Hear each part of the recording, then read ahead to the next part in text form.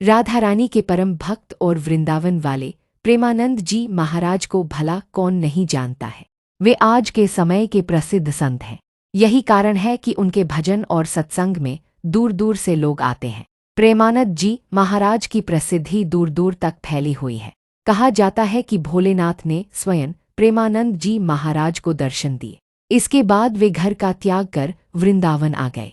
लेकिन क्या आप जानते हैं कि प्रेमानंद जी महाराज ने क्यों साधारण जीवन का त्याग कर भक्ति का मार्ग चुना और महाराज जी सन्यासी कैसे बन गए?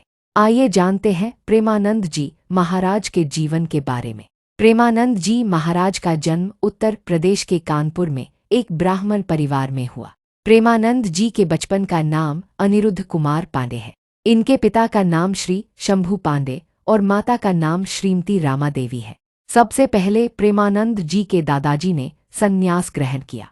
साथ ही इनके पिताजी भी भगवान की भक्ति करते थे और इनके बड़े भाई भी प्रतिदिन भगवत का पाठ किया करते थे। प्रेमानंद जी के परिवार में भक्तिभाव का माहौल था और इसी का प्रभाव उनके जीवन पर भी पड़ा। प्रेमानंद जी महाराज बताते हैं कि जब वे 5वीं कक्षा में थे तभी से गीता का पाठ शुरू कर दिया और इस तरह से धीरे धीरे उनकी रुचि आध्यात्म की ओर बढ़ने लगी। साथ ही उन्हें आध्यात्मिक ज्ञान की जानकारी भी होने लगी। जब वे 13 वर्ष के हुए तो उन्होंने ब्रह्मचारी बनने का फैसला किया और इसके बाद वे घर का त्याग कर सन्यासी बन गए।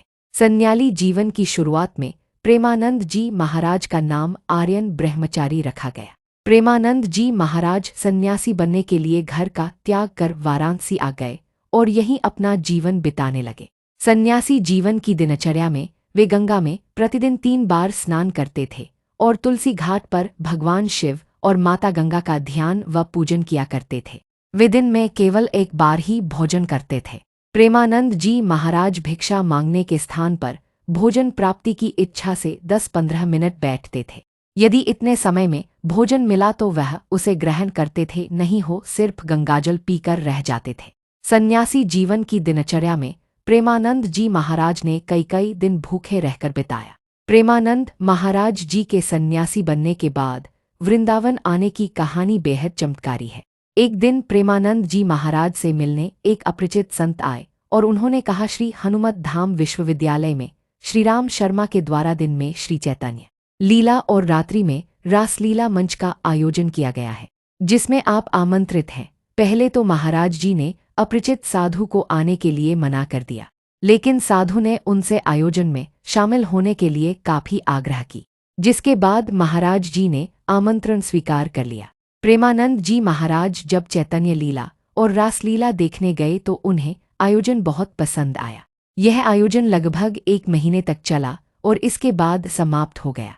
चैतन्य लीला और रासलीला का आयोजन समाप्त होने के बाद प्रेमानंद जी महाराज को आयोजन देखने की व्याकुलता होने लगी कि अब उन्हें रासलीला कैसे देखने को कैसे मिलेगी। इसके बाद महाराज जी उसी संत के पास गए जो उन्हें आमंत्रित करने आए थे। उनसे मिलकर महाराज जी कहने लगे, मुझे भी अपने साथ ले चलें जिससे कि मैं रासलीला को देख सकूं। इसके बदले मैं आपकी सेवा करूंगा। संत ने कहा, आप वृंदावन आ जाए, वहां आपको प्रतिदिन रासलीला देखने को मिलेगी। संत की यह बात सुनते ही महाराज जी को वृंदावन आने की ललक लगी और तभी उन्हें वृंदावन आने की प्रेरणा मिली।